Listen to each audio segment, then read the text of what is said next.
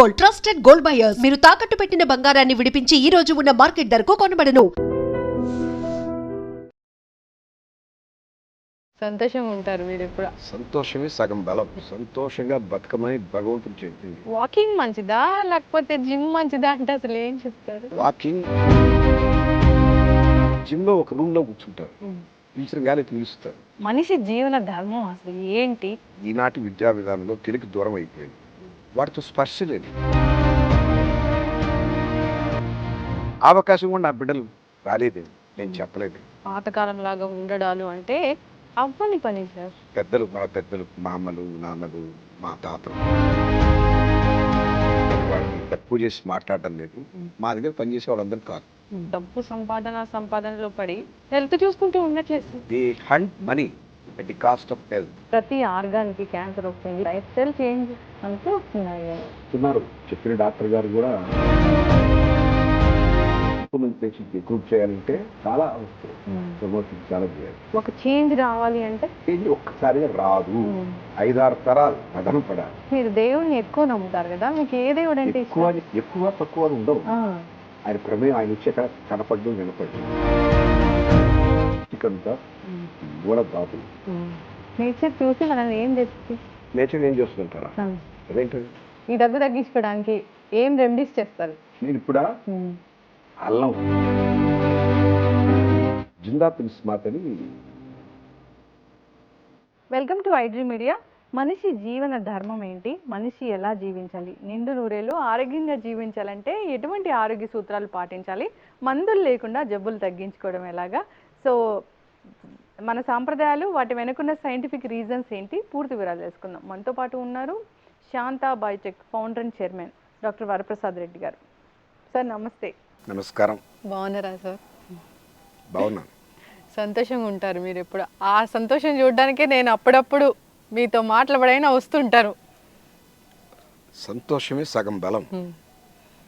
సంతోషంగా బతకమని భగవంతుడు చెప్పింది, ఆనందో బ్రహ్మ. కాకపోతే మనిషికి తనకున్నదానికన్నా తనకు లేని దాని మీదే చింత ఎక్కువ. ఇంకొంతమందికి తనకు ఉన్నది లేనిది కాదు, పక్కవాడికి ఉన్నదనే చింత. ఈ అసూయ, ద్వేషంతో, జలసీతో సంతోషంగా ఉండలేరు. ఎప్పుడైతే you are not at ease, you get into disease. నేను ఆరోగ్యంగా ఉండడానికి సగం కారణం అది. అయితే అప్పుడప్పుడు నాకు సమస్యలు వస్తుంటాయి, అవన్నీ ఫిజికల్ సమస్యలే కదా. జలుబు వచ్చింది కదా నిన్న? జలుబు కాదు, వర్షంలో తడిచారు, గొంతు రాపిడి వచ్చింది. అంటే జస్ట్ వాకింగ్ ఇక్కడే చేస్తారు కదా మీరు? ఇక్కడ కాదు, రోడ్ మా ప్రాంగణంలో, గ్రీన్ వాక్ ప్లేస్ ప్రాంగణంలో ఈ 2 రౌండ్లు వేస్తే 3.8 కిలోమీటర్లు సరిపోద్ది నాకు. 47 నిమిషాలు, 46 నిమిషాలు అంతే. ఇక్కడ తులసమ్మ చుట్టూ ఒక 3 రౌండ్లు వేస్తే ఒక 7 నిమిషాలు. ఆ 42, 7, 49 అంటే ఇంచుమించుగా 50 నిమిషాలు. వాకింగ్ మంచిదా లేకపోతే జిమ్ మంచిదా అంటే అసలు ఏం చెప్తారు? వాకింగ్ సహజమైనటువంటి ప్రక్రియ, అదే అవసరం. వాకింగ్ చేయలేనటువంటి వాళ్ళు, డబ్బు ఎక్కువ ఉన్నవాళ్ళు, లేదా అనేక కారణాలు, వాళ్ళకి మజిల్ లాస్ ఉంటే జిమ్ ప్రక్రియ అవసరం. కొంతమంది బాడీ సౌష్ఠవంగా కనపడాలని కోరుకుంటుంది, వాళ్ళకి అవసరం. ఆరోగ్యం వేరు, ఫిట్గా కనపడాలనుకోవడం వేరు. ఫిట్గా కనపడాలి, చాలా దేహ సౌందర్యాన్ని పెంచుకోవాలి, ఎవరో కొంతమంది తెర మీద బాగా కనిపించాలని యాక్టర్స్, రాజకీయ నాయకులు చాలా పటిష్టంగా కనిపించాలనుకున్న వాళ్ళు, వాళ్ళంతా జిమ్లు చేస్తారు. కానీ జిమ్ కూడా అవసరమే, తగిన మోతాదులో. తప్పనిసరిగా నడవడం మాత్రం చాలా అవసరం. అది చాలా సహజమైనటువంటి పద్ధతి. శరీరంలో అన్ని భాగాలు కదులుతాయి. ఆ మొబిలిటీ వల్ల మనకు చాలా ప్రశాంతత వస్తుంది, ఆక్సిజన్ బాగా తీసుకుంటాం, ప్రకృతితో మమేకం అవుతాం. జిమ్లో ఒక రూమ్లో కూర్చుంటారు, పీల్చిన గాలి పీలుస్తారు. ప్రకృతిలో నడిస్తే ఆ గొప్పతనమే వేరు. అవును, చక్కగా చెప్పారు సార్. అంటే జిమ్ వచ్చింది, బాగా మజిల్ పెంచుతాము, బాగా హెల్దీగా ఉంటాము, ఇట్లా అనుకుంటూ ఉంటాము జనరల్గానే. ఆరోగ్యం వేరు, మజిల్ పెరగడం వేరు. చాలా ఫైల్ వాళ్ళు గుండాకి చచ్చిపోయిన వాళ్ళు ఉన్నారు. అది ఆరోగ్యం కాదు, ఫిట్గా కనిపిస్తారు, సౌష్ఠవంగా చెక్కని శిల్పంలాగా ఉంటారు, లోపల అన్ని రోగాలు ఉంటాయి. కనపడడం వేరు, నిజంగా ఆరోగ్యంగా ఉండడం వేరు. అది జనరల్గా కూడా సార్ ఒకప్పుడు కన్నా ఇప్పుడు హార్ట్ అటాక్లు బాగా పెరిగాయి. సో యంగ్ ఏజ్లో చనిపోతుండడం, ఇప్పుడు జిమ్ గురించి మాట్లాడుకుంటే జిమ్లో చనిపోతున్న వాళ్ళని కూడా మనం చూసాము. జస్ట్ వాకింగ్ చేస్తూ, షటిల్ ఆడుతూ, ఏదో ఒక ఫిజికల్ ఎక్సర్సైజ్ చేస్తూ, డ్యాన్స్ చేస్తూ, భారత్లో డ్యాన్స్ చేస్తూ చనిపోతున్న వాళ్ళని కూడా చూస్తున్నాము. ఎక్కడ ఈ మార్పు వచ్చింది, అసలు ఎక్కడ తప్పు జరిగింది? అంటే వాళ్ళ ఆరోగ్యం మీద కన్నా దృష్టి చక్కగా కనిపించాలన్నటువంటి యావతో ఆ దుగ్ధతో పనిచేశారు. నిజానికి వాళ్ళు ఆరోగ్యం గురించి, శరీర ధర్మం గురించి తెలుసుకొని వాళ్ళు తెలుసుకుంటే అలా జరగదు. శరీర ధర్మం వేరు, జీవన ధర్మం వేరా? అన్ని ధర్మాలు, ధర్మం అనేది అనేక రకాలు. ప్రతి దానికి ఒక ధర్మం ఉంది, ప్రతి విషయం మీద ఒక ధర్మం ఉంది. వివాహ ధర్మం ఉంది, పితృధర్మం ఉంది, గురుధర్మం ఉంది. అన్ని ధర్మాలకి ఏకమైనటువంటి ఒక ధర్మం ఏంటంటే మన హైందవంలో చెప్పింది, అదే అసలైన ధర్మం. ఆ ధర్మానికి కూడా అనేక రకాల డెఫినేషన్స్ ఉన్నాయి. మనం సందర్భాన్ని బట్టి చెప్పుకోవాలి. ఒక విశేషం ఏంటంటే ధర్మం కాలాన్ని బట్టి మారుతుంటుంది. త్రేతాయుగంలో ఒక ధర్మం, ద్వాపరంలో ఇంకో ధర్మం, కలియుగంలో ఇంకో ధర్మం. సత్యం మాత్రం మారదు, అదొకటే. ఇప్పుడు సత్యం ఉందా అసలు? సత్యం ఉంది, అవసరమైనప్పుడు వాడుకుంటాం, అవసరం లేనప్పుడు దాన్ని వక్రీకరిస్తాం. సత్యాన్ని వక్రీకరించడమే అసత్యం. అసత్యాన్ని కొత్తగా ఏమీ క్రియేట్ చేయకల్లా. చీకటి అంటే ఏమిటి? వెలుగు లేకపోవడమే. వెలుగు అనేది సత్యం, చీకటి సత్యం కాదు. సత్యం అనేది సత్యం, అసత్యం అనేది అది లేకపోవడమే. అది సార్, ఇప్పుడు ఈ కలియుగము, ఇంత టెక్నాలజీ, డబ్బు వెంట పరుగు ఉన్నప్పుడు మనిషి జీవన ధర్మం అసలు ఏంటి, ఎట్లా ఉండాలి? మనకు అవన్నీ నిర్దేశించి చెప్పారమ్మా మన మహర్షులు. వాళ్ళు ద్రష్టలు. ఒక మానవ జీవితంలో పరిణామక్రమం ఎలా ఉంది అని వాళ్ళు కూలంకషంగా కొన్ని వేల సంవత్సరాలు దాని మీద మదనం చేసి మనకు వేదాలు ఇచ్చారు. దాంట్లో అనేక ధర్మాలు చెప్పారు, ఎలా ఉండాలి, ఎలా ఉండకూడదు అన్నీ. వేదం అనేది కొంచెం పౌరుషంగా ఉంటుంది, చాలా భాష అన్ని కఠినంగా ఉంటాయి. అందరికీ సంస్కృతం రాకపోవచ్చు, అర్థం చేసుకోలేకపోవచ్చు. అందుకే సరళీకృతం చేయడానికి పురాణాలు, ఇతిహాసాలు ఇవి తయారు చేశారు, ఆరూపంగా చెప్పారు, కావ్యాలు. వాటిని చదువుకోగలిగిన శక్తి సామర్థ్యాలు కూడా క్షీణించిపోయిన రోజుల్లో దాన్ని ఇంకా సరళీకృతం చేసి భాగవతం మేడ్ సింపుల్, భారతం మేడ్ సింపుల్, రామాయణం బొమ్మల పిల్లల రామాయణం ఈ రకంగా తయారైంది. తప్పులేదు, అందరికీ అందాలి. ఇటొచ్చి మూలానికి దూరం జరిగిపోతే, సత్యానికి దూరం జరిగిపోతే వాళ్ళు అనుకున్నటువంటి ఆ ప్రయోజనం నెరవేరదు.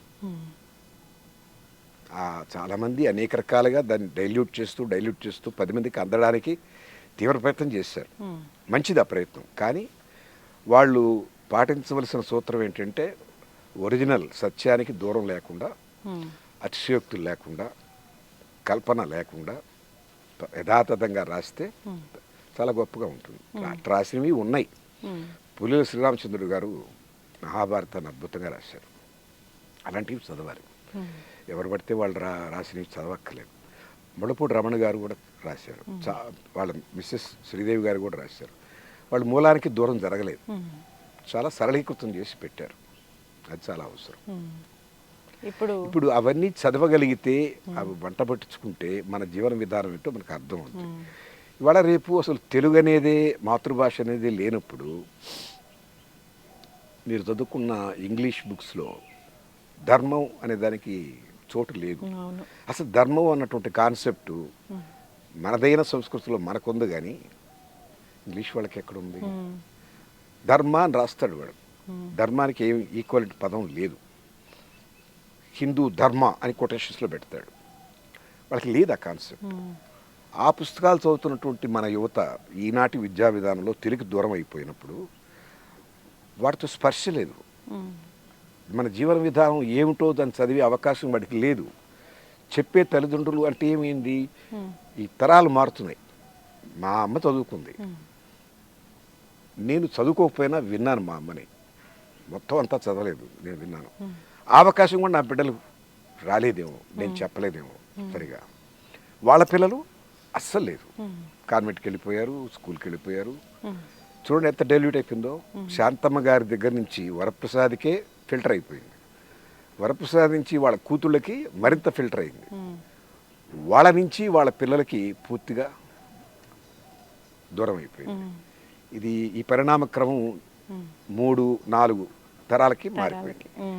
మళ్ళీ తిరిగి మనం పునరుద్ధరించాలంటే 4 కాదు 6 తరాలు 10 తరాలు పడుతుంది. అప్పుడు మళ్ళీ మంచి పౌర సమాజం వస్తుంది.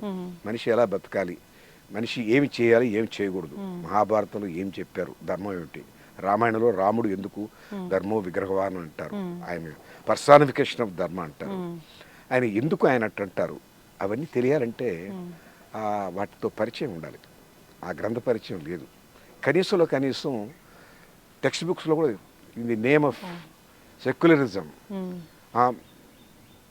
మైనారిటీలు బాధపడతారు, ముస్లిమ్స్ ఉన్నారు, క్రిస్టియన్స్ ఉన్నారు, వాళ్ళు ఏమనుకుంటారు ఎంతో దౌర్భాగ్యంగా ఆలోచించి ప్రభుత్వాలు ఆ పాఠ్యాంశాలు కూడా తీసేశారు. మేము చిన్నప్పుడు అన్నీ చదువుకున్నాం.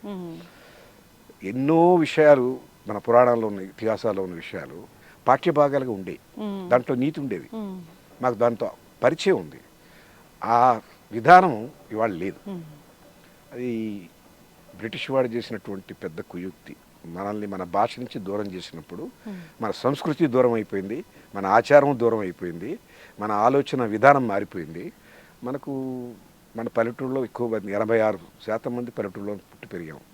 రాత్రిపూట వండిన అన్నంలోనే మజ్జిగ వేసి ఉదయం లేచి తినేవాళ్ళం. మనకి వాళ్ళ కాఫీ టీలు ఎక్కడి నుంచి వచ్చినాయి, ఇడ్లీలు, దోశలు, కేకులు, మరీ భయంకరంగా బర్గర్లు, పిజ్జాలు వచ్చేసినాయి. సో పూర్తిగా మన ఆహారం మారింది, ఆలోచన మారింది, ఆహార్యం మారింది, అన్నీ మారిపోయినాయి. సో మనకు ధర్మం ఎక్కడుంది ఇప్పుడు, ఎందుకు లేదు అని చెప్పి మీరు అడుగుతున్నారు. ఎలా ఉంటుంది అని నేను అడుగుతున్నాను. ఉండదు. అయితే ఇప్పుడున్న టెక్నాలజీ ప్రకారం అభివృద్ధి చెందుతూ మేము వెళ్ళాలా, మళ్ళీ బ్యాక్ టు రూట్స్ అన్నట్లు ఉండాలా? నా ఉద్దేశం టెక్నాలజీకి దీనికి సంబంధం లేదమ్మా. టెక్నాలజీ ఆ రోజుల్లో కూడా ఉంది. పురాణాల టైంలో కూడా పుష్పక విమానంలోనే రావణాసుడు ప్రయాణం చేశాడు. అంటే నేను నమ్మం అంటే నేనేం చెప్పలేను. టీవీ మనం ఊహించామా? సంజయుడు కురుక్షేత్రం జరుగుతున్న యుద్ధాన్ని అంత కళ్ళగట్టినట్టుగా చెప్పాడు కదా, రన్నింగ్ కామెంటరీ ఇచ్చాడు కదా చూసి. అది ఎట్టనే మేము నమ్మలేదు. ఇప్పుడు జరిగింది అదే కదా. ఇప్పుడు ఇవాళ మీరు గేమ్ అక్కడ పోయి చూడక్కర్లేదు, రన్నింగ్ కామెంటరీ చూస్తారు, బొమ్మ చూస్తున్నారు, శబ్దం వినపడుతుంది. అక్కడ గ్రౌండ్లో చూసే వాళ్ళకన్నా ఇంకా క్లోజప్లో చూస్తున్నారు. టెక్నాలజీ కదా ఇది. మరి టెక్నాలజీ ఉన్నా కూడా మన సంప్రదాయానికి దూరంగా జరగాల్సిన అవసరమే లేదు. ఆ నెపం పెట్టుకొని టెక్నాలజీ మారింది, మనం అడ్వాన్స్ అయిపోతున్నాం, ఇంకా చారస్యం ఏమిటి అనుకోవడం ఎస్కేపిజం, పలాయనవాదం. ఇందులో నిజం లేదు. తప్పించుకుని వాటికి ఒక ఎక్స్క్యూజ్ చెప్పుకున్నటువంటి కుహనా మేధావులు అంతే. టెక్నాలజీ ఎంతైనా ఉండొచ్చు, ధర్మం తప్పక్కలేదు. అసలు అంటే ప్రతి దానికి ఒక ఆల్టర్నేటివ్ వచ్చేసింది. రైస్కి, మిల్లెట్స్కి రైస్ వచ్చింది, అంటే రకరకాలుగా ఏదైనా ఒక కాటన్కి సిల్క్ వచ్చేసింది, ప్రతి దానికి ఒక ఆల్టర్నేటివ్ వచ్చేసింది. సో ఒకప్పుడు వేరే ఆయిల్స్ ఉండే, అప్పుడు నెయ్యి మాత్రమే వాడేవాళ్ళు, ఇప్పుడు ఆయిల్స్ వచ్చాయి, ఆయిల్స్ నుంచి ఇంకా రిఫైన్డ్ ఆయిల్స్ వచ్చాయి, ఇలాగా జరుగుతూ ఉంది కదా. అంటే ఇట్లా జరుగుతున్న ఈ నేపథ్యంలో ఇలాంటి ఫుడ్స్ తీసుకుంటూ ఉంటే మనకు అనారోగ్య సమస్యలు వస్తున్నాయని మీలాంటి పెద్దలు చెప్తారు. మేము వాటికి ఉన్నాము, అట్లాగే సఫర్ అవుతూ ఉన్నాము.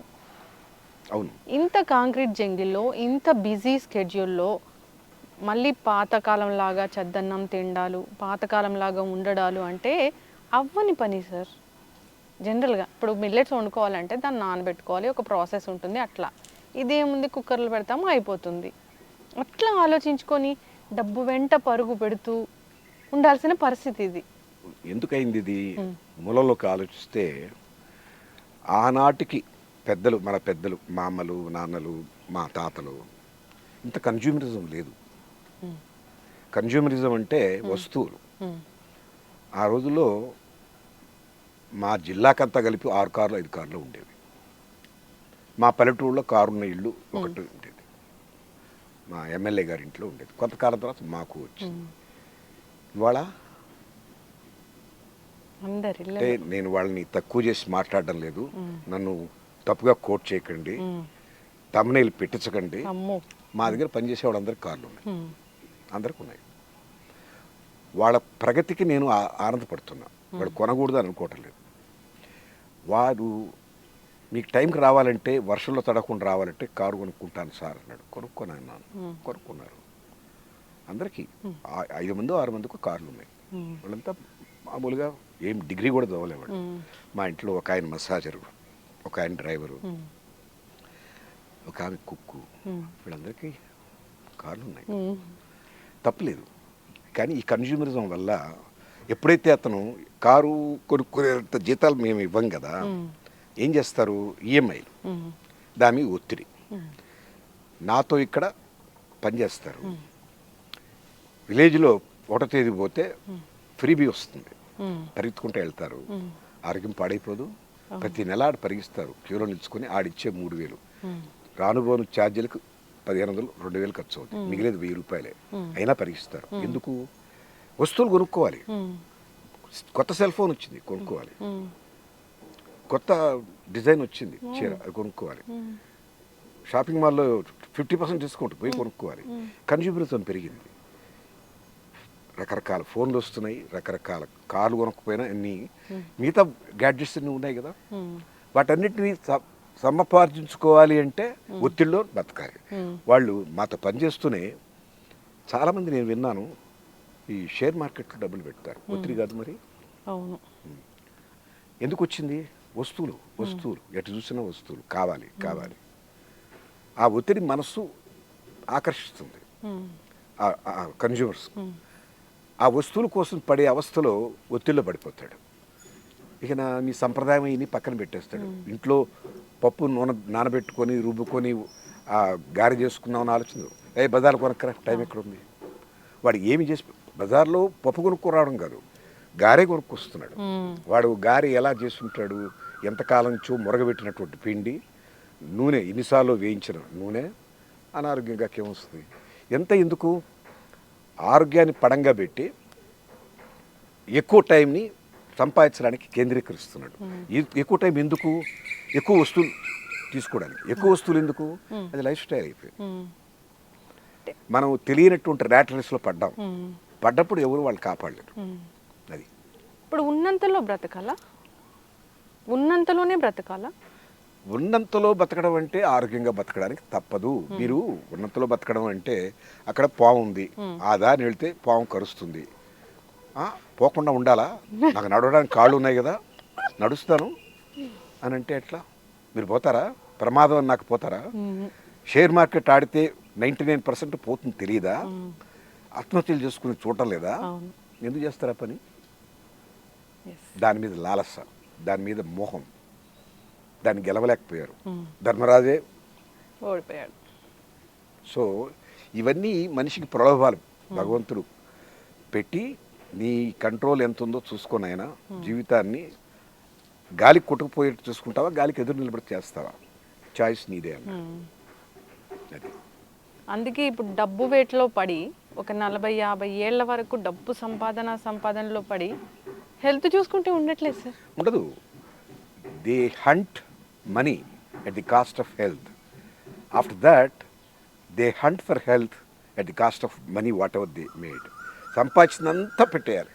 ఒక్కసారి కార్పొరేట్ ఆసుపత్రికి వెళ్ళాడంటే ఆయన సంపాదించినంత జీరో బ్యాలెన్స్. ఆ విషయం తెలియట్లేదు వీళ్ళకి. సార్ చెప్పారు, బాగానే ఉంది, కానీ ఎదుటి వాళ్ళకు ఉంటే మనకి ఉండాలనిపిస్తుంది కదా, అట్లాగా బ్రతకాలనిపిస్తుంది గొప్పగా. అదే అక్కడే కదా వ్యామోహం. మోహం అనేది ఎక్కడి నుంచి వస్తుంటే పక్క వాళ్ళతో కంపేర్ చేసుకోవడం, పక్క వాళ్ళతో పోల్చుకోవడం, అది దాంతోనే సమస్యలు అనేవి ప్రారంభమవుతాయి. దాన్ని జయించగలిగినప్పుడే నీకు నీ లోపల ఉన్నటువంటి శక్తిని, నీకు ఎవరో పోటీ కాదు, నీకు నువ్వే పోటీ. నీకు నువ్వే ఉద్ధరించుకోవాలి. నువ్వు వాడికన్నా ఉండాల్సిన అవసరం లేదు. నీవు నిన్నటికన్నా బాగుండగలిగితే చాలు. దానికోసం నీ ప్రయత్నం. ఆత్మోద్ధరణ అంతా ఏంటంటే, నిన్న నేను నా ఆలోచన సరళి ఎలా ఉంది, దానికన్నా గొప్పగా హుందాగా ఆలోచించాలి. సర్వజన శ్రేయం, సర్వలోక క్షేమం, త్యాగశీల జీవనం, ఇవన్నీ మన హైందవులో ఉన్నటువంటి ధర్మాలు. ఆ ప్రకారం ఉండాలి అన్నటువంటి ఆ ఉనికి ఉండాలి. అవన్నీ ఎప్పుడు ఉంటాయంటే సరైన గురువు లేదా సరైన వాంగ్మయం చదివినప్పుడు, సత్సంగం చేసినప్పుడు ఉంటాయి. అవన్నీ వంటపడితే రమణులు ఆయన శరీరాన్ని ఆయన దీనికేదో వచ్చింది నాకు తెలియదు అంటాడు. అంటే ఏమిటి? ఆయన ఆత్మ శరీరాన్ని కూడా ఇది నేను కాదన్నారు ఆయన. నేను వేరు, మీరెవరండి అంటే నేను రమణ మహర్షి అని కాదు ఆయన, నా ఆత్మ అది అంటారు. శరీరాన్ని చూపించరు. అంటే అంతగా క్లారిటీ ఉంది. మనం ఆ స్థితికి వెళ్ళక్కల. కనీసంలో కనీసం భగవంతుడు అందుకని మన వాళ్ళు చాలా సులభమైన పద్ధతికి కర్మ సిద్ధాంతాలు పెట్టారు. నీవు చేసుకున్నది దాన్ని బట్టే నీకు వస్తుంది. ఎంత చేసుకున్న వారికి చేసుకున్నంత మహదేవా అని తృప్తిపడు. నీకు ఈ జన్మలో ఇది వచ్చింది అంటే ఎంతో పుణ్యం చేసి ఇంతవరకు వచ్చావు.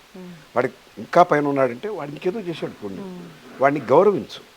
పుణ్యం చేసి వచ్చాడురా మహానుభావుడు అని అనుకోవాలి. కానీ వాడికి ఎంత ఉంది నాకెందుకు లేదు అనుకోవడం. దేవుణ్ణి ధిక్కరిస్తున్నావు, సత్యాన్ని ధిక్కరిస్తున్నావు, నీవు నమ్మిన సిద్ధాంతాన్ని ధిక్కరిస్తున్నావు, హైందవాన్ని ధిక్కరిస్తున్నావు. మళ్ళీ చెప్పుకుంటావు నేను హిందువుని.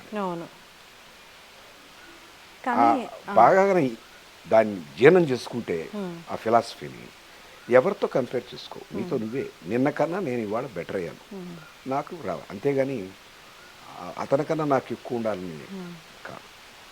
అతనికన్నా నేను ఎక్కువ ఉండాలి, అతని ఇంట్లో సామాన్ల కన్నా నా ఇంట్లో ఎక్కువ సామాన్లు ఉండాలి. అది ఆ పెట్టి మైండెడ్నెస్తోనే సమస్యలు స్టార్ట్ అవుతాయి. వక్ర మార్గంలో పడతాడు, అక్రమంగా సంపాదించాలనుకుంటాడు, దెబ్బతింటాడు. లేదా సాధించలేక కూలిపోతాడు, ఆరోగ్యం పాడవుతాడు. ఏ రకంగా విజయం సాధించినా దెబ్బతింటాడు, విజయం సాధించకపోయినా దెబ్బతింటాడు. మార్గం మంచిది కాదు. అసలు ఎట్లా చెప్తారు సార్, నేను హ్యాపీగా ఉన్నాను, హెల్దీగా ఉన్నాను, నేను ఐశ్వర్యవంతుల్లాగా ఉన్నాను అనే దానికి అసలు డెఫినేషన్ ఎలా చెప్తారు? తృప్తి అనేది ఐశ్వర్యానికి మొట్టమొదటి యాడ్ స్టిక్. కేవలం 2 గోచి పాత్రలు పెట్టుకొని గుడిసి కింద, చెల్లులు పడ్డ గుడిసి కింద ఉన్న మనిషి నాకన్నా హ్యాపీగా ఉండే అవకాశాలు ఉన్నాయి. నాకు ఎంత బంగ్లా ఉన్నా నాకేదో పెట్టుకుంటాను మనసులో. వాడికి ఏమీ లేదు, కోరికలు లేవు. ఏదో దేవుడు ఇచ్చాడు, తింటున్నాను, తలదాచుకోవడానికి గూడుంది, కొంచెం వర్షం పడినప్పుడు కొంచెం తడుస్తాను, తుడుచుకుంటా పోద్ది అన్న తృప్తిలోకి వెళ్ళగలిగితే వాడికన్నా నేను ఐశ్వర్యవంతుడు కాదు. నిజానికి ఇప్పుడున్నటువంటి కలియుగంలో ఐశ్వర్యవంతుడు అంటే కరెన్సీ ఉన్నవాడు కాదు. నాకన్నా ఎక్కువ కరెన్సీ ఉన్నవాళ్ళు చాలామంది ఉన్నారు ఈ సిటీలో. నేను పిపీలకం వాళ్ళ ముందు. 1000 కోట్లు ఒక్కొక్క కంపెనీ, 40,000 కోట్లు, 50,000 కోట్లు, ఆ రకమైనటువంటి 1000 కోట్లలో చుట్టూ నా ప్రపంచం ఫార్మా రంగం. మాది 340 కోట్లు నుంచి ఎప్పుడు లేదు, ప్రాఫిట్స్ ఏమీ లేవు. నా లెక్కలో నేను వాళ్ళందరికన్నా చాలా హాయిగా ఉన్నానని అనుకుంటున్నాను. నేను తప్పుగా మాట్లాడితే దేవుడు క్షమించుగాక. నేను హ్యాపీగా ఉన్నాను. ఎందుకున్నానంటే నాకు ఇది చాలు అనుకున్నాను. నా లెక్కలో ఐశ్వర్యం అంటే కరెన్సీ నోట్లు కాదు. అష్టైశ్వర్యాలు అంటే ఏమిటి? 8 ఐశ్వర్యాలు. ప్రాథమికంగా ఇల్లు, ఇల్లాలు ఉండాలి. ఒక ఇల్లు ఉండడానికి, మంచి ఇల్లాలు, అనుకూలమైన ఇల్లాలు, పాడి పంట, తప్పనిసరిగా వ్యవసాయం ఉండాలి. ఆ రోజుల్లో ఉండేది లేదనుకోండి. పాడి అంటే ఆవులు, గేదెలు, పాలు, పెరుగు, నెయ్యి, పాడి పంట 2. ఇల్లు, ఇల్లాలు, పాడి పంట, సేవకులు, స్నేహితులు, మంచివాళ్ళు. మంచి సేవకులు, నమ్మకస్తున్న సేవకులు, వాళ్ళు ప్రాణం పెడతారు మీరంటే. అంతకన్నా అదృష్టం ఏంటమ్మా? నీకోసం తప్పించేటటువంటి సేవకులు నీకున్నారు. తిట్టుకుంటూ పెట్టడం కాదు. అయ్యి లేచాడు, ఆయనకి వెంటనే నేను కాఫీ తాగేవాడు అయితే కాఫీ ఇవ్వాలి. నేను కాఫీ తాగాలనుకోండి, ఆయన మందులు ఇవ్వాలి. ఆయన ఫోన్ ఎక్కడో పెట్టుకున్నాడు, మర్చిపోయినాడు, ఆయనకి ఇవ్వాలి. ఆయన చెప్పులు ఎక్కడో పెట్టిపోయాడు, మర్చిపోయాడు, ఇవ్వాలి.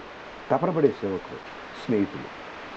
ఏదో మనం బాగా ఉన్నప్పుడు మన దగ్గర కొంచెం చేర్స్ అని చెప్పేవాడు కాదు, మనం కష్టంలో ఉన్నప్పుడు నేను ఉన్నానని చెప్పే స్నేహితులు. అలాంటి స్నేహితులు, సేవకులు. ఇంకేం చెప్పాను? ఇల్లు, ఇల్లాలు, పాడి పంట, వస్త్రము, వాహనం, ఆకలి. అంటే మంచి గౌరవంగా మానం కాపాడుకునేట్టుగా వస్త్రాలు ఉండాలి. ఇక్కడ కాల్చి మోకాలు కనపడే వస్త్రాలు కాదు. గౌరవప్రదంగా వస్త్రం, ఆహార్యం చాలా ముఖ్యం. గౌరవానికి తగ్గట్టుగానే ఆ రోజుల్లో ఒక ఒక వ్యక్తిని ఐశ్వర్యవంతులు ఎవరంటే ఆయనకు ఒక రథం ఉండాలి, ఆయనకు ఒక గుర్రబడ్డి ఉంది, ఏదో ఒక వాహనం ఉండాలి, దానికి ఒక జెండా ఉండేది, ఆ గౌరవ ప్రతీక. అవన్నీ ఐశ్వర్యాల కింద. పోనీ ఇవాళ వాహనం అనేది స్కూటరు, కారు ఏదో ఉంది. డ్రెస్సు శుభ్రంగా గౌరవప్రదమైన డ్రెస్ ఉండాలి. పాడి పంటల్లో పోనీ పాడి లేకపోయినా కనీసం పల్లెటూళ్ళలో మనకు ఉన్నాయి పొలాలు అన్నీకుండా కొంతైనా పెట్టుకొని అక్కడి నుంచి తెచ్చుకుని ఆ పడిన ధాన్యాన్ని తినగలిగితే మీకు రోగాలు ఏమి రావు కదా. అది కూడా ఉద్దేశం.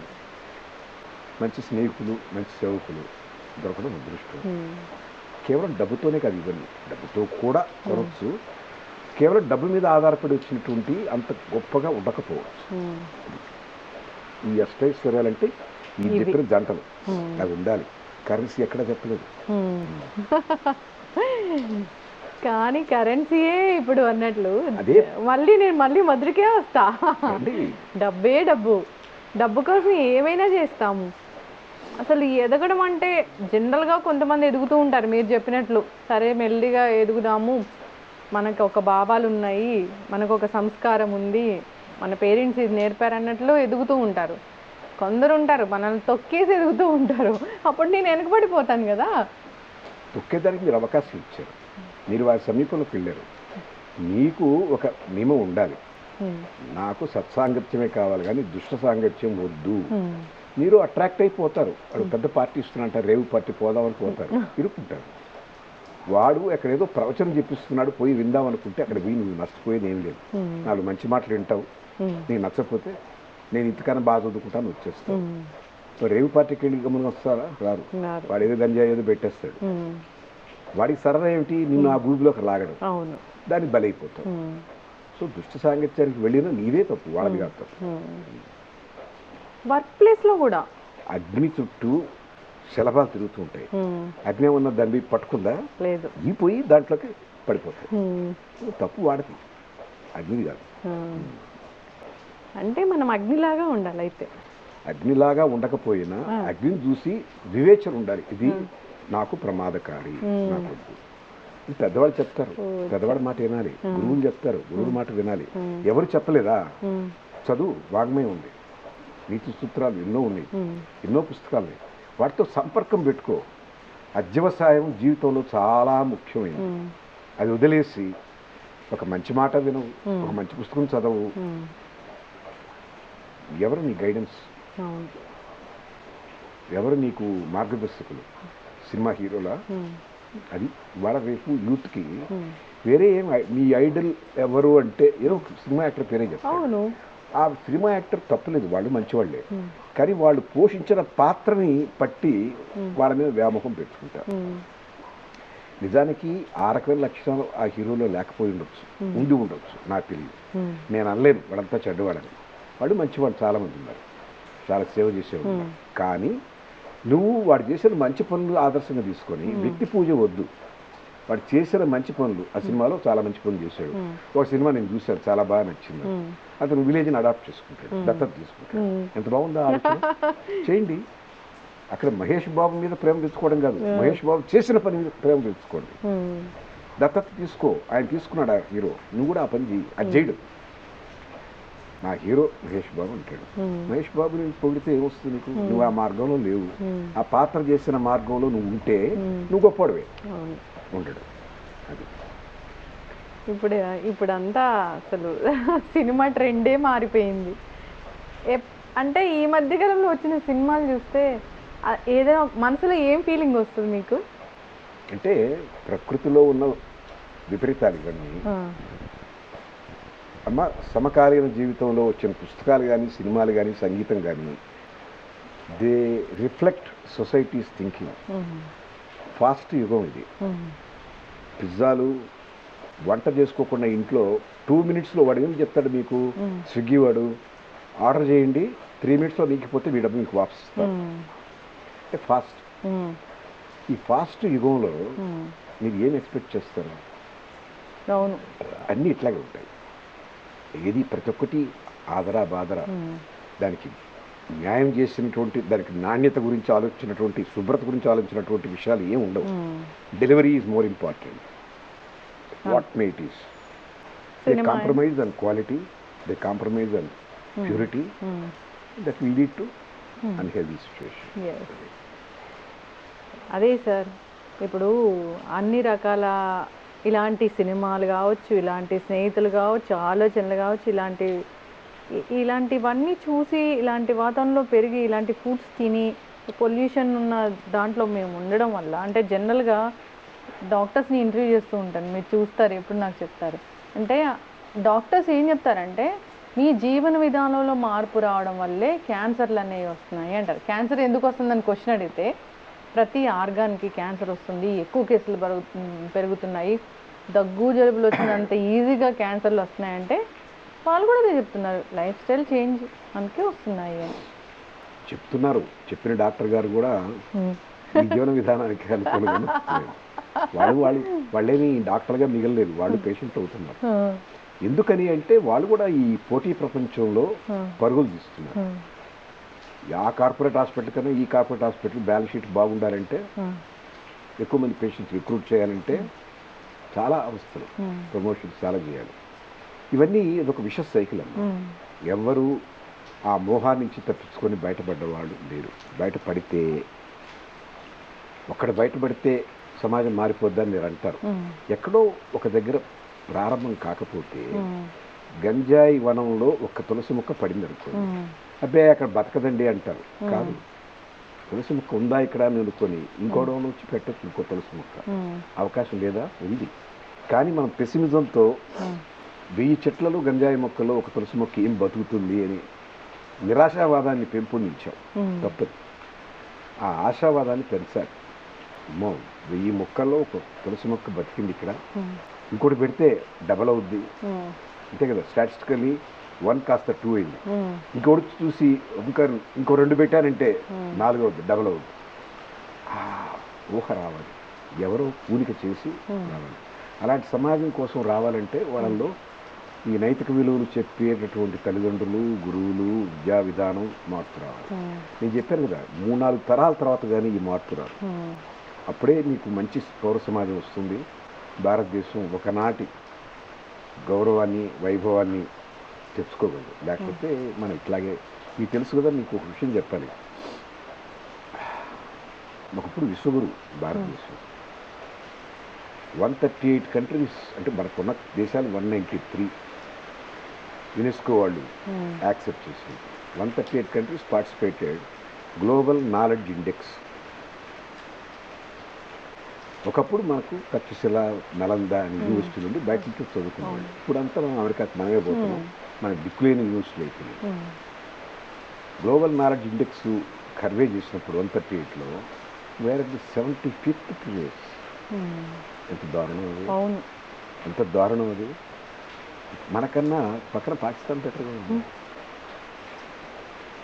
మన నాయకులకి అది చూసినప్పుడు బాధ కలగాలి, వాళ్ళలో చలనం రావాలి. మనం 78 ఏళ్ళు అయిపోతుంది స్వాతంత్రం వచ్చి, ఏమి సాధించాం క్వశ్చన్ చేసుకోవాలి.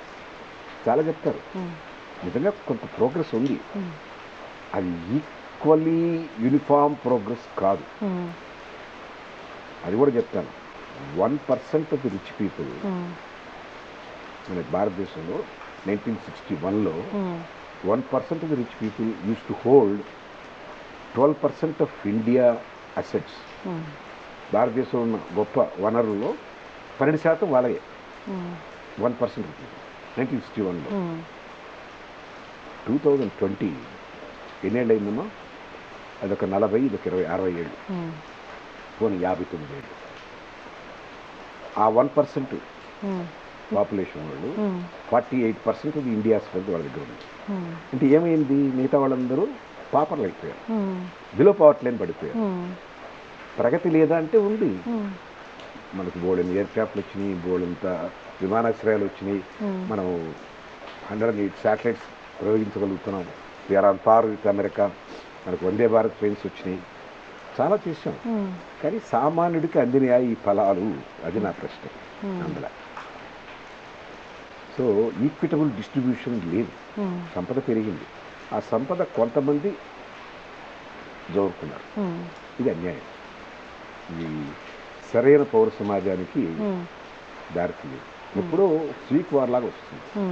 వాళ్ళ అసంతృప్తి పెరిగితే రష్యాలో ఏమైంది, జార్స్ని కోల్దోసేసారు. జర్మనీలో ఏమైంది, అలాంటి మనకు కాకపోతే మనకు టాలరెన్స్ చాలా ఎక్కువ. మనకు మత సహనం చాలా చెప్పారు కదా.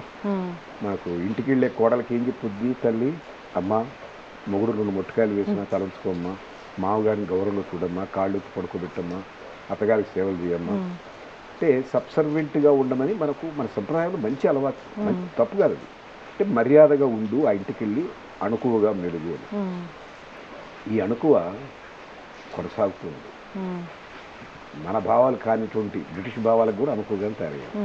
వాడు ఏం చెప్తే అదే, వాడి విద్యార్థులను ఫాలో అవుతున్నాం, వాడు చెప్పిన సబ్జెక్టు చదువుతున్నాం, మన అక్షధర్మం ఏం చదవం. ఎక్కడి నుంచి వస్తుంది మంచి సమాజం?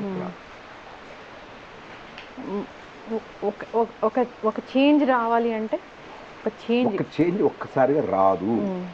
5-6 తరాలు మదనం పడాలి. ఎవరో పూనిక చేసి అగ్గిపుల్ల వెలిగిస్తే అడుగులంతా తగబడిపోవు. ఇదో ఒక పక్క నుంచి స్టార్ట్ అవుద్ది మనం అంటుకొని, ఒక చెట్టు నుంచి ఇంకో పుట్టకి, ఇంకో పుట్ట నుంచి ఒక కొమ్మకి, ఇంకో కొమ్మ నుంచి ఇంకో రెమ్మకి అరువుకోవాలి. ఈ సంస్కృతి మారడానికి చాలా సమయం పడుతుంది, కొన్ని తరాలు మారాలి. అయితే ఎవరో ఒకరు మొదలెడితే బహుశా 5-6 తరాలు మారిన తర్వాత నవీన భారతం చాలా గొప్పగా ఉంటుంది ఒక ఆశ. నేను దాకా ఉండను, నా మనవాళ్ళు మున్మనవాళ్ళు చూస్తారో చూడరో తెలియదు. జనరల్గా అంటే మీరు దేవుడిని ఎక్కువ నమ్ముతారు కదా, మీకు ఏ దేవుడు అంటే ఎక్కువ ఏంటి తక్కువ, ఎక్కువ తక్కువ ఉండవు. ఒక నమ్మకం ఏంటంటే ఇంత సృష్టి, ఇంత ప్రకృతి, ఇన్ని జీవరాశులు వాటి క్రమాన పుట్టి పెరిగి నశించిపోతున్నాయి. శాఖా సంక్రమణం, ప్రతిదానికి ఒక ఆహారం ఏర్పాటు చేశాడు, ప్రతిదానికి ఒక జీవన విధానం పెట్టాడు. ఆయన ప్రమేయం, ఆయన వచ్చి ఎక్కడ కనపడ్డు వినపడ్డు. అమేయమైన శక్తి కదా ఇది. ప్రతి ఒక్కటి రీసైకిల్ అవుతుంది. విత్తనం పొటమరించి మొలక అవుతుంది, మొలక చిన్న చెట్టు అవుతుంది, పెద్ద చెట్టు అవుతుంది, దాంట్లో పూలు పండ్లు, మళ్ళీ విత్తనం వస్తుంది, మళ్ళీ భూమిలో పెంచుతుంది, మళ్ళీ వస్తుంది, ఈ చెట్టు వాడిపోతుంది, చనిపోతుంది, కొత్త యంత్రాలు వస్తాయి. ఈ సృష్టి జరుగుతూనే ఉంటుంది ఇట్లా. మా నాన్న మమ్మల్ని అన్నాడు, మా అమ్మ, నేను కొంతమంది పిల్లలు అన్నాను, వాడు కొంతమంది పిల్లలు అన్నారు. ఈ సృష్టి జరుగుతూనే ఉంటుంది, మళ్ళీ వస్తూనే ఉంటాయి ఈ ఆత్మలో లేకపోతే శరీరాలు వాటెవర్. ఈ సైకిల్ని ఎవరు డిస్టర్బ్ చేయలేరు. ఇంత చేయాలంటే ఒక మానవుడు చేసే పని కాదు, మానవుడు చేయగలిగిన డిజైన్ కాదు ఇది.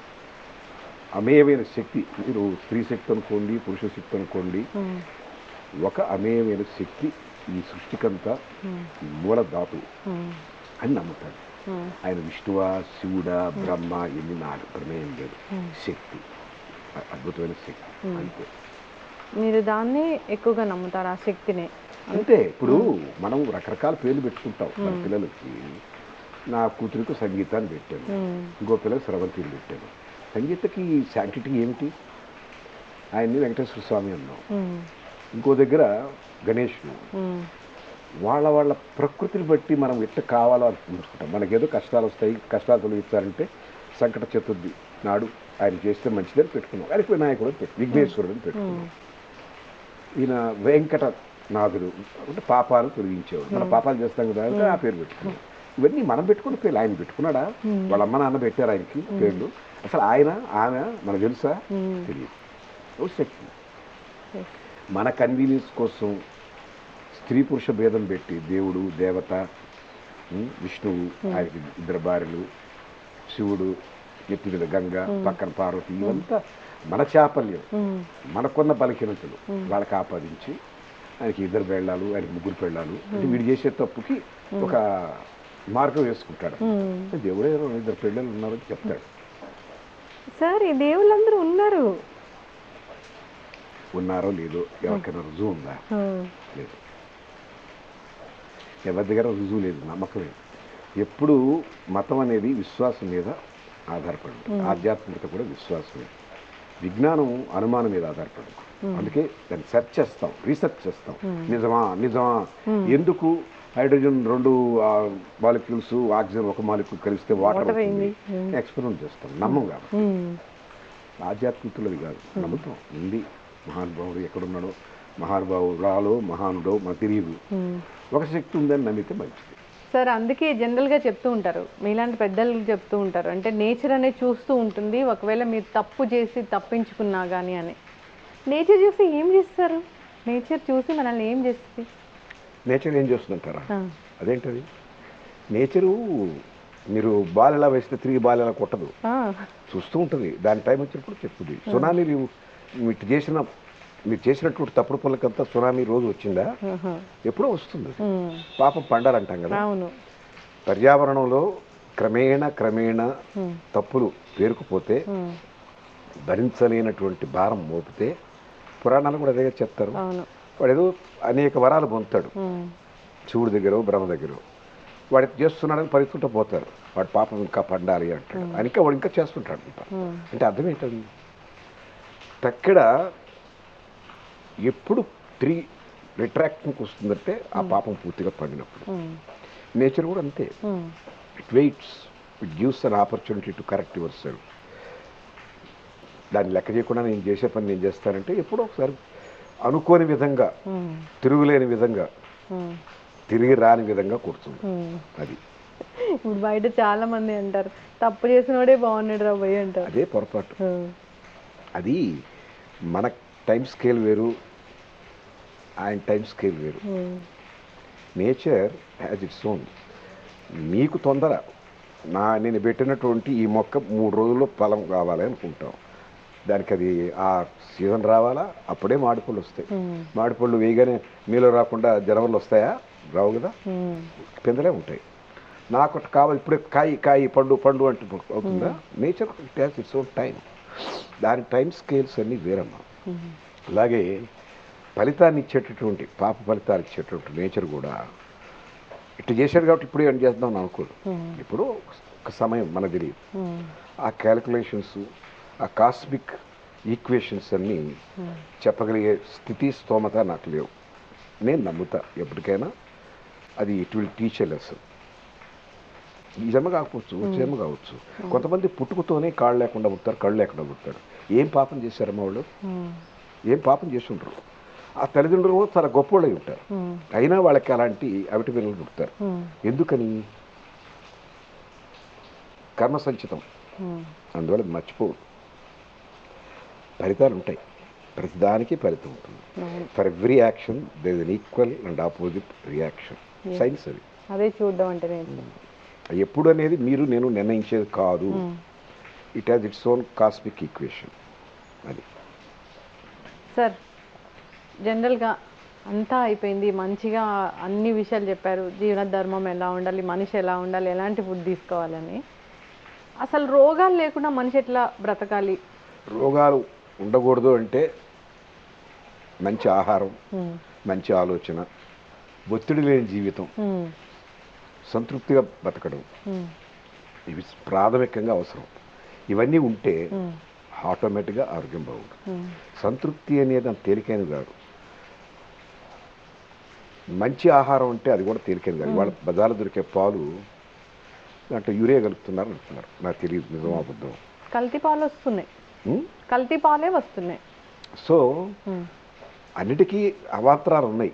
వాటిని అధిగమించి మీరు సిటీలోనే ఉండాలి, నేను ఉదయం లేసి పాల ప్యాకెట్ వాడు ఇచ్చిపోయే దగ్గరే బతుకుతాను కాకుండా, ఏ విలేజ్కి వెళ్ళి అక్కడ ఒక గోవును, ఒక గేదెను పెట్టుకొని బ్రతకండి.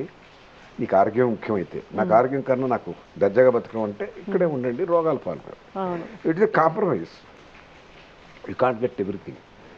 నీ ప్రయారిటీ ఏదో నిర్ణయించుకోవాలి. నాకు ప్రశాంతమైన, చాలామంది శాంతలో పనిచేసిన వాళ్ళు వాళ్ళ ఊళ్ళకి వెళ్ళిపోయి ఆడ ఇల్లు కట్టుకొని హ్యాపీగా రిటైర్ అయిపోయినాడు. నేను ఇక్కడికి వచ్చి రిటైర్ అయిపోయాను కదా. నేను జూబ్లీస్లో ఉన్నానా? జూబ్లీస్లో ఉంటే నేను ఆవులు పెట్టుకోగలను? ఈ చెట్ల మధ్య ఎందుకు బతుకుతున్నాను? నాకు ఈ జీవితం కావాలి. ఆ ప్రాధాన్యత నిర్మించుకోగలిగితే మీరు ఆరోగ్యంగానే ఉండొచ్చు. అది చక్కగా చెప్పారు సార్. ఎవరింటికి వెళ్ళినా ఇప్పుడు మీరు అన్నట్లుగానే ఎంత పెద్ద మందుల బాక్స్ కనిపిస్తూ ఉంటుంది. బీపీకో, షుగర్కో, థైరాయిడ్కో, దేనికో ఒకదానికి ట్యాబ్లెట్ వాడుతూనే ఉంటారు. అవును. ఇప్పుడు అంటే సిటీలో బ్రతకాలి, తప్పదు. మందులు వాడాలి ఇంకా లేదమ్మా, రివర్స్ చేయొచ్చు, అన్నీ రివర్స్ చేయొచ్చు లైఫ్ స్టైల్తో. మీరు స్వచ్ఛమైన గాలి పీలుస్తూ, స్వచ్ఛమైన నీరు తాగుతూ, స్వచ్ఛమైన ఆహారం తీసుకొని కల్మషం లేని జీవితంగా జీవించాలనుకుంటే, ఈ ర్యాట్ రేస్లో లేకుండా, పరుగు పందెంలో లేకుండా నాకున్నది చాలు అనుకుంటే తప్పకుండా మళ్ళీ తిరిగి మీ ఆరోగ్యాన్ని పొందవచ్చు. రీల్ లివ్ ఇప్పుడు కొత్తగా వచ్చినాయి చాలా, అక్కడక్కడ పెడుతున్నారు. అయితే వాళ్ళు ఎంత చేస్తున్నారో ఏం చేస్తున్నారో నాకు తెలియదు. మీ లైఫ్ స్టైల్ మీద వాళ్ళు అనేక ప్రయోగాలు చేస్తారు. చూడండి, ప్రయత్నం చేయండి. అట్లాంటివి కూడా పల్లెటూరులు లేవే అంటే లేవు. వాళ్ళ దగ్గర తెలుసుకోండి, పల్లెటూరుకి సాధన చేయండి. మనం ఒకప్పుడు సంప్రదాయమైన భోజనంలో అన్ని కాయగూరలు తినేవాడు. ఇప్పుడు ఎక్కడుంది? లేదు. పిక్కలు కొనేయడం, పెరుగు కొనేయడం, అది కూడా కొనేయడమే. అన్నీ కొనేసి అన్నీ కలిపి తినేస్తాం. అది ఎంతకాలం ఉందో, ఎప్పటిదో, దాని వయసు ఎంతో, దాని ఫ్రిడ్జ్లో ఎంతకాలం మురగబెట్టారో తెలియదు. ఆరోగ్యం కావాలంటే ఎక్కడి నుంచి వస్తుంది? అన్నీ మనం చేసేవి తప్పులే, నాకు ఆరోగ్యం మాత్రం కావాలి, తప్పది. మనం చేసిన పాపాలే మనకు రోగాల రూపంలో, పాపాలు రోగాలుగా మారుతాయి. అంతే, ఒకటే మాట. పాపాలంటే ఇవే తృప్తి లేకపోవడం, అసూయతో బతకడం, దాని ఈర్ష్య, జలసి, ఈ ర్యాట్ రేస్లో వాటి దాటాలంటే వక్ర మార్గంలో వెళ్ళాలి. ఇట్లాంటి ఈ రకమైనటువంటి ఆలోచన ధోరణితోనే ఒత్తిడికి లోనవుతాడు. ఆ ఒత్తిడే మనిషి బీపీ పెంచుతుంది. బీపీ పెరిగితే లోపల కొలెస్ట్రాల్ మారిపోతుంది, శరీర తత్వం మారిపోతుంది, వాడి మెటబాలిజం రేటు మారిపోతుంది. అనేక రకాల సంయుక్తంగా వాడి మీద దాడి చేస్తాయి. ఫినిష్, బలైపోతాడు. ఇప్పుడు పింక్ సాల్ట్ మంచిదని పింక్ సాల్ట్ తీసుకుంటూ ఉన్నారు. ఆ పింక్ సాల్ట్ కూడా ఇప్పుడు మంచిది కాదని చెప్తున్నారు సార్. అంటే ఇప్పుడు మంచిది అంటారు, మళ్ళీ దానికి మళ్ళీ రీసెర్చ్ చేసి మళ్ళీ మంచిది కాదంటారు. అది రీసెర్చ్ అనేది ఇది కంటిన్యూస్ ప్రక్రియ.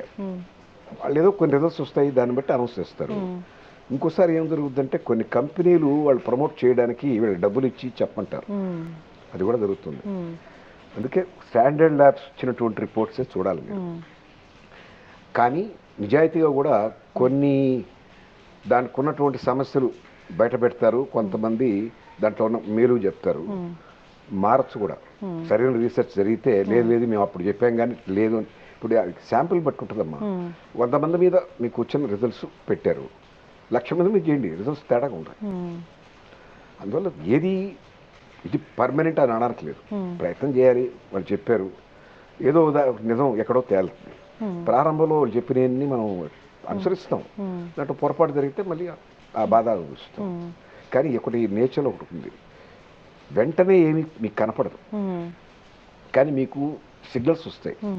కాలింగ్ బెల్ వస్తుంది.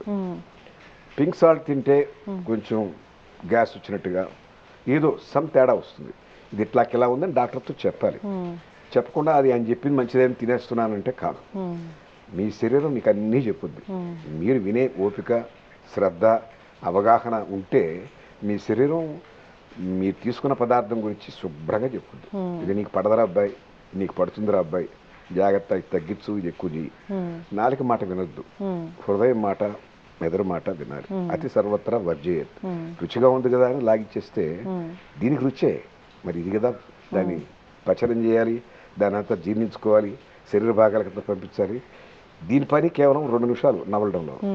స్వీట్ చాలా బాగుంటుంది. ఇక్కడ లోపలికి వెళ్ళాక స్వీట్ తెలుస్తుందా తెలియదు. కానీ దీనికి లొంగి మనం దీన్ని ఇబ్బంది పెడతాం. ఆ వివేచన ఉండాలి.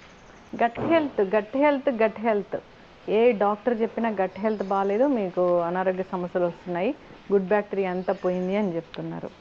ఈ గట్ హెల్త్ కోసం మళ్ళీ ఇందాక మీరు చెప్పారు కదా చద్దన్నం, అదే వస్తుంది. మంచి ప్రోబయోటిక్ కావాలి. మళ్ళీ మన మూలాల్లోకి వెళ్ళిపోతారమ్మా అందరూ. వాళ్ళు కొన్ని వేల సంవత్సరాల నాటి సంస్కృతి, ఆచారం అదే వస్తుంది. మనకు పసుపు లేకుండా ఆహారం వండం, అల్లం లేకుండా వండం, మిరియాలు లేకుండా వండం. అవి ఏవి ఈ మోడర్న్ డైట్లో లేవు. పిజ్జాలో మిరియాలు వేస్తారా, అల్లం వేస్తారా, పసుపు వేస్తారా? ఎందుకేరు? వాళ్ళకి తెలీదు. వాళ్ళ నాగరికత అక్కడితో ఆగిపోయింది. మన నాగరికత, మన వంటిల్లే మనకు ఆరోగ్యశాల, మన వంటిల్లే మన పోపులకు పెట్టే మన మందు. అవన్నీ సమతుల్యంగా వాడితే ఆరోగ్యంగా ఉంటారు. జనరల్గా పసుపు అనేది ఇన్ని రకాల అనారోగ్య సమస్యలను తగ్గిస్తుంది, ఇన్ని రకాల అనారోగ్య సమస్యలకు చెక్ పెడుతుందని సైంటిస్టులు కూడా చెప్తున్నారు కదా సార్. అవును, దాని మీద చాలా పరిశోధన జరిగినాయి. కుర్కుమిన్ అని దాంట్లో ఉన్న పదార్థం యాంటీ బయాటిక్, అది దాని లోపల స్వెల్లింగ్ తగ్గిస్తుంది, ఇన్ఫ్లమేషన్ తగ్గిస్తుంది, క్యాన్సర్ సెల్స్ని చంపేస్తుంది. కాబట్టి అది చాలా అవసరం. అందుకే మన అన్ని పుణ్య కార్యక్రమాల్లో పసుపు తప్పనిసరిగా ఉంటుంది. అది లేకుండా ఉండదు. కొబ్బరి, బెల్లం, పసుపు ఎందుకు పెట్టారు? అరటిపండు, ఇవన్నీ కూడా చాలా మంచివి కాబట్టి అయ్యే పెట్టారు. విమెన్ ఇప్పుడు ఎక్కడ చూసినా అంటే జనరల్గా కూడా విమెన్కి రక్తహీనత అనే ప్రాబ్లం అనేది ఉంటుంది సార్. ఎనీమియా వల్ల డెత్స్ కూడా జరుగుతాయని చెప్తూ ఉంటారు. కానీ దానికి చాలా రకాల మన ఇంట్లో దొరికే పదార్థాలే రక్తహీనతను తగ్గిస్తాయి అనేది కూడా ఉంది. దాన్ని పక్కన పెట్టి ఐరన్ టాబ్లెట్స్ కోసం వెళ్తూ ఉంటారు, ఐరన్ ఇంజెక్షన్స్ కోసం వెళ్తూ ఉంటారు. అది న్యాచురల్ ప్రాసెస్ కాదు, దానివల్ల వేరే సమస్యలు వస్తాయి. రక్తం పట్టాలి అంటే అంజూరు టటి తినాలి, తినరు. డేట్స్ తినాలి, తినరు. అదిగా ట్యాబ్లెట్ వేసుకుంటే దాని ద్వారా కాన్స్టిపేషన్ వస్తుంది. సో ఒక రోగాన్ని పోగొట్టుకోవడానికి ఇంకో రోగం తెచ్చుకోవడం. ఇదే ప్రాబ్లం ఏంటంటే వాళ్ళకి సూక్ష్మంలో మోక్షం. అవన్నీ ఏడగుంటాం, ట్యాబ్లెట్ కూడా వేసేసుకున్నాం అనుకుంటారు. అదే తప్పు. అవన్నీ ఎక్కడ వండుకుంటాం, బయట నుంచి ఆర్డర్ చేసుకుంటే సరిపోతుంది. డి విటమిన్ కూడా అంతే కదా.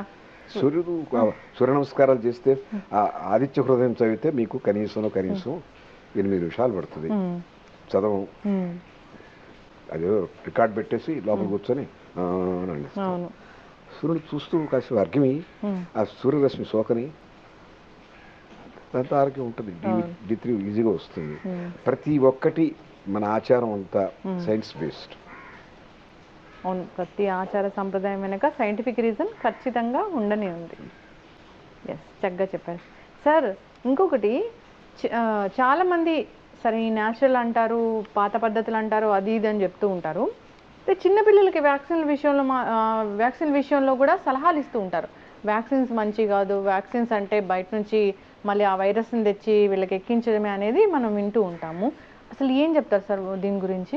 అది వ్యాక్సిన్ పర్సే చెడ్డ కాదు, కానీ వ్యాక్సిన్ అవసరం ఎప్పుడు వచ్చింది? లోపల మీలో ఇమ్యూనిటీ తగ్గినప్పుడు. సప్లిమెంటరీ ఇమ్యూనిటీ తగ్గకుండా మంచి ఆహారం తీసుకోండి, వ్యాక్సిన్ అక్కర్లేదు. నేను అది లేదు, నేను పిజ్జా హౌస్ నుంచే తెప్పించుకుంటాను, బర్గర్ పిజ్జాలు తెచ్చుకుంటాను అంటే వ్యాక్సిన్ తప్పదు, తీసుకోవాల్సింది. దానికి వేరే ప్రత్యామ్నాయం లేదు. మీ ఇమ్యూనిటీ లెవెల్ పెంచుకోండి, వ్యాక్సిన్ అక్కర్లేదు. ఇమ్యూనిటీ నేను పెంచుకోలేకున్నాను ఎందుకు అంటే నా ఆహారం, నా పద్ధతి ఇది, నేను స్విగ్గీ నుంచి తెచ్చుకుని తింటాను, మా ఇంట్లో ఉండేవాళ్ళు ఎవరు లేరు అని అంటే you have to have vaccine. పుట్టిన పిల్లల్లో కూడా డయాబెటీస్ చూస్తాం. అవును, తల్లిదండ్రుల నుంచి వచ్చిన జీన్సే కదా. వాళ్ళలో లోపం ఉంటే, ఒక చెట్టు సరిగా లేదు, జడబట్టింది, దాని విత్తనం ఎలా ఉంటుంది? తప్పుగానే ఉంటుంది. చెట్టుకు జడబడితే విత్తనంకి ఏమైంది అని అనడానికి లేదు. అరే ఆ చెట్టు కాయలు బాగుంటాయి, ఆ విత్తనం తీసుకొచ్చేయండిరా అంటాం. తెలియలేక్కడ మన తల్లిదండ్రులకి రోగాలు, వాళ్ళు ఆస్తితో పాటు రోగాలు కూడా సంక్రమింపజేస్తారు. ఆ DNA వస్తుంది వాళ్ళకి. How do you expect differently? అది మనకు వారసత్వంగా ఆస్తి వస్తుంది, ఆలోచనలు వస్తాయి, రోగాలు వస్తాయి. అదేం విశేషం కాదు. పుట్టిన బిడ్డకు వస్తుందంటే తల్లిదండ్రులు ఆరోగ్యం సరిలేదు, అదే DNA. అది సంగతి. అంటే మనం పాత రోజుల్లో 7 తరాలు చూసి పెళ్లి చేసేవాడు. అమ్మో వాటిలో దీర్ఘవ్యాధులు ఉన్నాయి బాబు, ఇవ్వద్దు అని. ఎందుకని? ఇదే మళ్ళీ ఇప్పుడు అదే వచ్చింది, టెస్టులు చేయించుకోండి తర్వాతే పెళ్లికి వెళ్ళండి. మంచిదే, ప్రీ మ్యారిటల్ టెక్నాలజీ వచ్చింది కదా. దాన్ని డాక్టర్లు రకరకాలుగా వాడుకుంటున్నారు. అది కదా బాధ. డాక్టర్లు మీ ఫ్రెండ్స్ ఉన్నారు, మీ బంధువులు ఉన్నారు, దాన్నే ఉంది, పెద్ద హాస్పిటల్స్ ఉన్నాయి. అమ్మ నా ఫ్రెండ్స్ చాలా మంది ఉన్నారు, అందరూ చెడ్డోళ్ళని నేను అనలే. డాక్టర్లు అంటే వేల మంది, లక్షల మంది, కోట్ల మంది ఉన్నారు, వాళ్ళు చేస్తారు. నా బంధువులు ఉన్నారు కాబట్టి ఏమనకూడదా? ఇండస్ట్రియలిస్ట్ చాలా మంది తప్పుడు పని చేస్తారు. నేను ఇండస్ట్రియలిస్ట్, ఏం చేద్దాం దానికి? చక్కటి ఇన్ఫర్మేషన్ సార్, చక్కటి ఇంటర్వ్యూ ఇచ్చారు సార్. ఫైనల్గా ఈ దగ్గు తగ్గించుకోవడానికి ఏం రెమెడీస్ చేస్తారు? నేను ఇప్పుడు అల్లం టీ తాగుతున్నాను, అల్లం టీ తాగుతాను. జిందా తిలిస్మాత్ అని 100 years నుంచి దాన్ని వాడుతున్నాను. అది గొంతులో ఉన్నటువంటి ఇన్ఫ్లమేషన్ తగ్గిస్తుంది, అది కూడా తాగుతాను. ఈ రెండే నేను ఒక టాబ్లెట్ వేసుకున్నాను. చక్కగా చెప్పారు. అల్లం బాగా మరగబెట్టి కషాయం తాగుతున్నాను. రేపటికల్లా బాగానే ఉంటాను. మళ్ళీ తడవకపోతే యాంటీబయాటిక్స్ అయితే అంత తొందరగా వాడరు. నేను వాడను. యాంటీబయాటిక్స్ వేసుకుంటే thank you so much. And for more videos, Please subscribe to iDream. Please subscribe to iDream. Please subscribe iDream. And please subscribe to iDream. For more videos, subscribe to iDream. please like, share, and subscribe to the channel. Congratulations, iDream. Subscribe to iDream. Subscribe to iDream. So, subscribe to iDream Media. iDream team అందరికి huge congratulations. Please subscribe iDream Media. Please subscribe to iDream. Subscribe iDream. Please subscribe to iDream. iDream అంటే నా కళల ఛానల్ను subscribe చేసుకున్న నోరు తిరుగుతలేదు, మీరైతే గంట గుర్తు కొట్టండి. For more such videos, please subscribe to iDream. Subscribe to iDream. Please subscribe to iDream. Please subscribe iDream Media. Please do subscribe to iDream. Please subscribe to iDream Media. For best entertainment and information, please subscribe iDream. And don't forget to subscribe to iDream.